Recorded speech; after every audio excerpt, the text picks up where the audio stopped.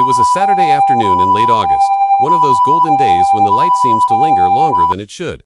The air smelled faintly of cut grass, kids' laughter carried on the breeze, and for a moment, I felt like life was perfect. My wife Sarah was in the kitchen, humming as she baked cookies for the neighborhood block party. My two kids, Mason and Lily, were in the yard with the neighbor's dog, giggling as it chased them in endless circles. If you just looked at my street from the outside, you'd think it was straight out of a Hallmark card. Freshly painted homes, well-manicured lawns, and a calm that felt almost unreal. But beneath that peaceful facade lurked a force everyone feared but few dared confront. The Homeowners Association, more specifically, Karen Whitmore. Karen wasn't just the HOA president, she was the HOA. She appointed herself as the guardian of neighborhood standards, which really meant she liked to boss everyone around and remind them that she could find them into oblivion. She had a voice like a power drill and the persistence of a bill collector. She could find fault in anything. A mailbox slightly tilted, a garden gnome that wasn't community approved, or a car parked 1 inch over the driveway line. I had tolerated her antics for years. I paid my dues, kept my lawn neat, and avoided direct confrontation. But 3 months before the fire, Karen decided my house had become her personal project. It started small, a note taped to my door. Your backyard shed does not meet HOA aesthetic guidelines. Please repaint or replace within 14 days to avoid fines. I ignored it. Then came the follow-up letter. Failure to comply will result in penalties and legal action. I tossed that one in the trash. Karen's visits became more frequent. She'd walk her little yappy Pomeranian, Princess, past my property multiple times a day, taking photos with her phone. I caught her leaning over my fence once, muttering something about non-compliant fencing height. I told her, politely at first, to stay off my property. She just smiled that smug, tight-lipped smile and said, just making sure the neighborhood stays nice for everyone. One evening, Sarah and I were on the porch when Karen marched up, clipboard in hand. Evening, Jason, she said, without looking up from her notes. I see your front flower bed is looking overgrown. It's wildflowers, Karen, I replied, trying not to roll my eyes. It's weeds, she shot back, and they're not on the approved list.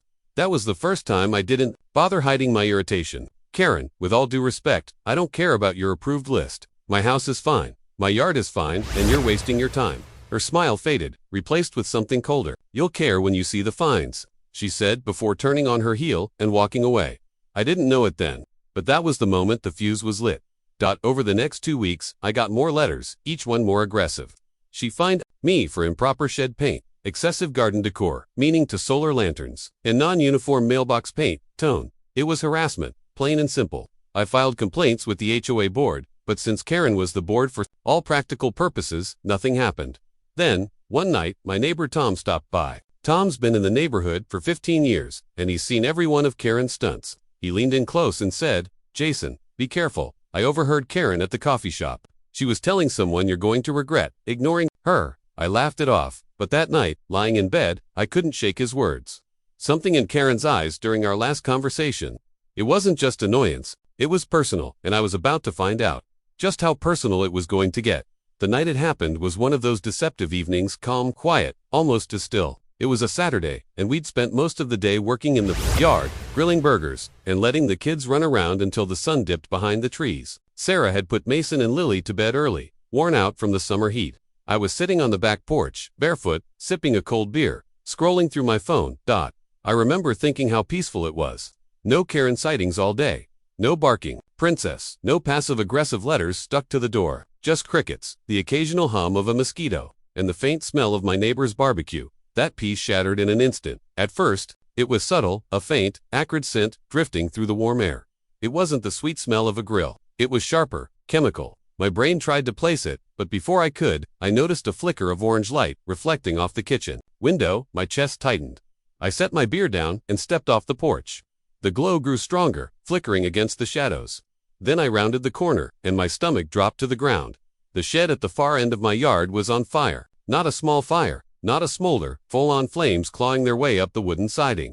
They danced and hissed, reaching toward the back deck. In seconds, I was moving, yelling for Sarah. Sarah, get the kids, get out of the house. I grabbed the garden hose, fumbling with the nozzle, spraying a thin stream of water at the flames. But it was like spitting on a volcano. The fire roared back, crackling and spitting embers that floated into the night sky. A sudden whoosh of heat hit me as the fire leaped to the deck. By then, Sarah had Mason in one arm, Lily clinging to her leg, both kids crying. I ushered them to the front yard. My neighbor Tom was already dialing 911. Others came running from up the street, eyes wide as they saw the growing inferno. "Jason, you can't fight that," Tom shouted over the noise. "It's gone, man." But I couldn't just stand there. I ran back to the side yard, hoping to grab the fire extinguisher from the garage. That's when I heard a sound, faint but distinct, coming from beyond the fence. A soft clink, like a metal can being set down. I froze. My eyes scanned the shadows, and then I saw movement, the outline of a figure slipping away toward the street.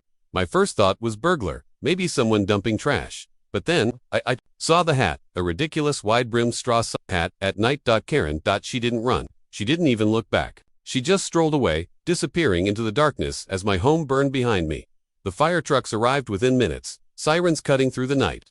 Firefighters swarmed the backyard, shouting commands, unrolling hoses, battling the flames with relentless force, but the heat was overwhelming, the smoke thick and choking. I stood there with my arm around Sarah, my kids pressed to my side, helpless as everything we owned, our furniture, our photos, the kids' drawings taped to the fridge, was swallowed by fire. By midnight, the flames were out, leaving nothing but a blackened skeleton of what used to be our home. The smell of smoke and wet ash hung heavy in the air. A fire marshal approached, his face grave. "This wasn't an accident," he said quietly. "We found traces of accelerant on the deck and shed. Someone set this fire." The words hit me like a punch to the gut. I glanced toward the street, where Karen had disappeared. My mind was screaming what my mouth wouldn't yet say. Sarah looked at me, eyes red from tears. "Who would do this to us?" she whispered. I didn't answer. Not yet, but I already knew, and by the next day, I would have the proof. By sunrise, the neighborhood looked like a disaster zone. My backyard was nothing but charred earth, black beams jutting up like broken bones. The air still smelled like death, a heavy chemical smoke that clung to your clothes and hair. The fire marshal and police detectives moved slowly through the debris, taking photos, bagging evidence. I'd barely slept an hour. Every time I closed my eyes, I saw the flicker of that ridiculous sun hat slipping into the darkness. I knew it was Karen, my gut screamed it. But gut feelings don't win cases, evidence does. By mid-morning, the lead detective, a tall, square-jawed man named Harris, approached me. "Mr. Whitman, you mentioned you saw someone leaving the scene before the fire department arrived." "Yes," I said, voice raw. I couldn't see their face, but I'm certain it was my HOA president, Karen Whitmore. "She's been harassing me for months." He raised an eyebrow. "Any proof of that?" I hesitated. "Not yet. But my neighbor Tom, he's got security cameras on his property. They might have caught something." Tom didn't hesitate when I knocked on his door. He ushered me in, poured me a cup of strong coffee, and pulled up the footage. His cameras covered the street and part of my yard. We sat in silence as the video played. At first, just darkness, then movement, a figure entering from the sidewalk, carrying what looked like a metal gas can. The hat was unmistakable. Even the way she walked, that stiff, self-important stride, was pure Karen. She moved toward my shed, out of frame for a moment, then came back into view, lighter in hand. The flame caught instantly. A sudden bloom of orange. She didn't even flinch, just turned and walked away, leaving the can on the grass. I felt my hands curl into fists. "That's her," I said, my voice low. "That's her." Tom leaned back, shaking his head. "Jason, she's gone too far this time."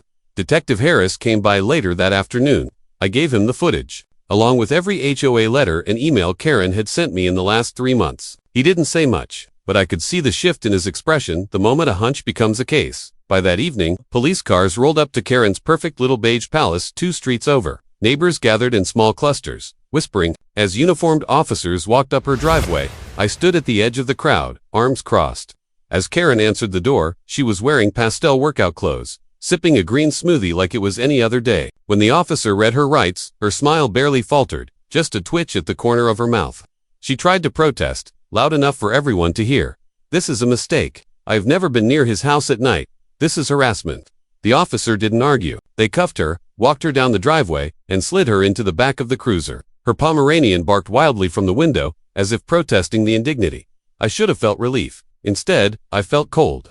Because I knew this was just the beginning. The rest was one thing. Conviction? That was another battle entirely. The next day, Detective Harris called. "She's been charged with arson, destruction of property, and reckless endangerment. Bail hearings tomorrow." "Oh, and your footage. Rock solid. Her prints are all over that gas can." For the first time since the fire, I smiled. Not because I wanted revenge, though I did, but because I wanted justice. And as fate would have it, I had an advantage most victims don't. I wasn't just a homeowner. I was a trial attorney. The courthouse smelled like coffee, old wood, and the faint tang of disinfectant, the scent of a place where lives change every day. I'd walked through these doors countless times in my career, but that morning felt different. This wasn't me defending a client. This wasn't me in a tailored suit representing someone else's story. This was my fight, my home, my family. The bailiff's voice echoed down the hallway. All rise for the Honorable Judge Morgan. I stood at the plaintiff's table, hands folded, suit pressed to perfection.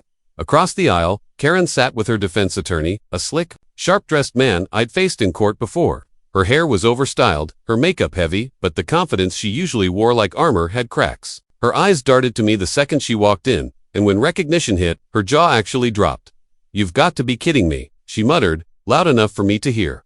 I didn't respond. I simply stared at her, letting the silence stretch until she looked away. Jury selection began. 12 men and women filed in, some glancing curiously between us. As each juror took their seat, I read their faces like a book, old habit. I could already tell who would lean toward logic, who toward emotion. This wasn't my case, officially. I wasn't listed as the lead prosecutor, but I had been brought in as a legal consultant and as the key witness. The prosecution opened with a steady, measured tone. "Members of the jury, this is a case about control, about obsession, and about what happens when someone believes they're above the law. You will see video evidence, hear testimony, and review written threats from the defendant herself. You will see that the fire that destroyed Mr. Whitman's home was no accident. It was arson, deliberate, malicious, and reckless." Karen's attorney tried a different angle. He painted her as a community-minded leader who was being framed by a neighbor with a personal vendetta. I had to bite the inside of my cheek to keep from scoffing. Then it was my turn on the stand. I took the oath, sat down, and looked the jury dead in the eye. My voice was steady. "My name is Jason Whitman. I'm a resident of Willow Creek Estates, and until 3 weeks ago, I lived in the home that the defendant burned to the ground." The courtroom was still. I told them everything. The letters, the fines, the late-night harassment. I painted the picture slowly, each detail adding, wait, the solar lanterns she called the overgrown weeds that were actually wildflowers, the way she measured my fence like she was a building inspector. Then I described the night of the fire, the smell of gasoline, the orange glow, my kids crying in the yard as flames swallowed our home. And finally, the hat. The prosecution played the footage from Tom's security camera. The jurors leaned forward, some shaking their heads in disbelief as Karen appeared on screen, gas can in hand, lighter flicking to life. It was damning. Then when the defense cross-examined me, their strategy was to poke holes. "Mr. Whitman, is it possible the footage was altered?" "No," I said flatly. "Is it possible someone else was wearing the same hat?"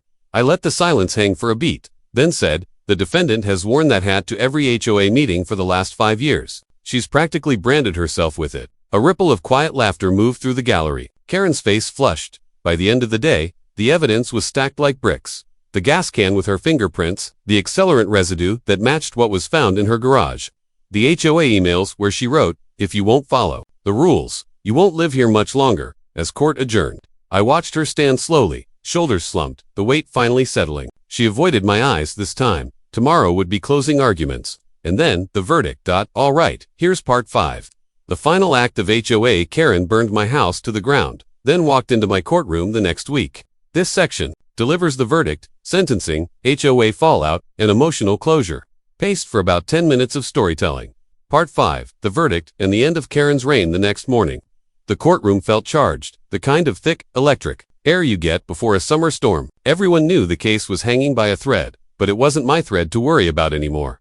I had done my part. I had told my story. Now it was in the jury's hands. Closing arguments began. The prosecutor's voice was steady, deliberate. "Members of the jury, this is not a case about neighborhood disputes. This is about a dangerous act, an act that could have killed an entire family in their sleep. The defendant did not just break the law. She burned it to the ground, just like she burned the Whitman's home, and she did it because she thought the rules didn't apply to her." Karen's attorney went for the sympathy card. "Ms. Whitmore has served her community for over a decade. She's made hard choices to keep her neighborhood beautiful. Yes, she had disagreements with Mr. Whitman, but arson, that's not who she is. She is the victim of an unfortunate misunderstanding." It was almost laughable, except no one in the jury box was laughing. The judge gave the jury their instructions, and they filed out. Those next hours were the longest of my life. Sarah sat beside me, her hand in mine, both of us silent. Across the aisle, Karen stared straight ahead, a faint twitch in her jaw. Finally, the bailiff's voice rang out. "All rise." The jury filed back in, and the foreperson stood. The judge asked, "Has the jury reached a verdict?" "Yes, Your Honor." The words came out clear and unwavering. "On the charge of arson, we find the defendant guilty. On the charge of destruction of property, guilty. On the charge of reckless endangerment, guilty." For a moment, I didn't move. The sound of the words echoed in my head. Sarah let out a shaky breath, her grip on my hand tightening. Across the aisle, Karen's face was pale, her lips pressed into a thin line. Sentencing happened. A week later, I was there for every second.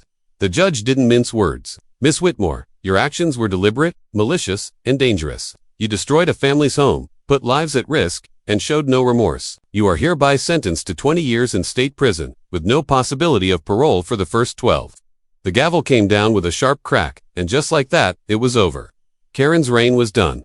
The fallout in the neighborhood was immediate. Without Karen's iron grip, the HOA quickly crumbled. Turns out, most of the board members had only gone along with her because they were afraid of her constant threats. Within months, the HOA dissolved entirely. People repainted their houses whatever color they wanted. Lawn, flamingos, and garden gnomes started popping up everywhere like quiet acts of rebellion. As for us, rebuilding took time. The insurance payout covered most of it, but there were still countless things we could never replace. Old photo albums, the kids' baby clothes, little drawings taped to the fridge. Still, we built again. Stronger this time. And when we finally moved back in, the whole neighborhood, -1 showed up to welcome us home. On warm summer nights now, I sit on my new back porch with Sarah and the kids. The cicadas hum. The air is thick with the smell of grilled burgers, and the only glow I see in the yard is from the string lights we hung under the trees. No more letters, no more fines. No more Karen. She thought she could take everything from me. Instead, she gave me something I hadn't felt in a long time. The deep, unshakable satisfaction of watching justice catch up to someone who thought it never would. And in my courtroom, she learned the hard way. The rules apply to everyone.